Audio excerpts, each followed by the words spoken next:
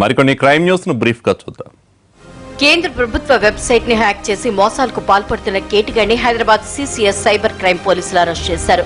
చిన్న పరిశ్రమలకు రుణాలు ఇప్పిస్తామని, అందుకోసం కొంత డబ్బు తమ అకౌంట్ లో వేయాలని కేంద్ర ప్రభుత్వ వెబ్సైట్ కు నకిలీ వెబ్సైట్ ను లింక్ చేసి ఈ మోసాలకు పాల్పడుతున్నట్లు పోలీసులు తెలిపారు. సిబిఐ రిటైర్డ్ డైరెక్టర్ కూతురు అన్నపూర్ణ సిసిఎస్ పోలీసులకు ఫిర్యాదు చేయడంతో ఈ బాగోతం బయటపడింది. చెన్నైకి చెందిన కులతుంగ భూపతిని నిందితుడిగా గుర్తించి అరెస్ట్ చేసి రిమాండ్ కు తరలించారు. దేశవ్యాప్తంగా 5,000 మంది నుంచి 4 కోట్లకు పైగా మోసాలకు పాల్పడ్డారని విచారణలో తేలింది. నిందితుడి అకౌంట్ లో ఉన్న 6 లక్షల్ని సీజ్ చేశారు పోలీసులు. మిగతా డబ్బు ఏం చేశారనే దానిపై ఆరా తీస్తున్నారు. కామారెడ్డి జిల్లా లింగంపేట మండలంలోని సెట్పల్లి గ్రామంలో దారుణం జరిగింది. ఆస్తి కోసం తండ్రిని చంపారు 3 కొడుకులు.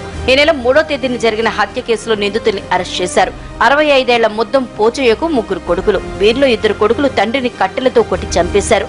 కిరోసిన్ పోసి నిప్పంటించారు. తమ తండ్రి కనిపించడం లేదని నాటకం మొదలుపెట్టారు. 10 ఎకరాల పొలం కోసం తనేలే ఈ కిరాతకానికి పాల్పడ్డారని విచారణలో తేలింది. హత్య చేసిన కొడుకుల్ని కటకటాల్లోకి పంపారు పోలీసులు. పశ్చిమ గోదావరి జిల్లా ఉండ్రాజవరం జంక్షన్ సమీపంలో జాతీయ రహదారిపై ఓ వ్యక్తి అనుమానాస్పద స్థితిలో చనిపోయాడు. వాహనం ఢీకొట్టిందా లేక ఎవరైనా చంపి రహదారి పక్కన పడేశారా అన్న అనుమానాలున్నాయి. మృతుడు ఎవరనే విషయం తేలాల్సి ఉంది. 108 సిబ్బంది మృతదేహాన్ని అక్కడే వదిలేసి వెళ్లడం, పోలీసులు 4 గంటలకు పైగా స్పందించకపోవడంపై విమర్శలు వస్తున్నాయి. పశ్చిమ గోదావరి జిల్లా ఏలూరులో తాళాలు వేసి ఉన్న ఇళ్లలో చోరీ చేస్తున్న 3 అరెస్ట్ చేశారు పోలీసులు. వీళ్లు గతంలో చోరీ కేసుల్లో జైలు శిక్ష అనుభవించిన వాళ్లే. విడుదలైన తర్వాత మళ్లీ చోరీలు మొదలుపెట్టారు.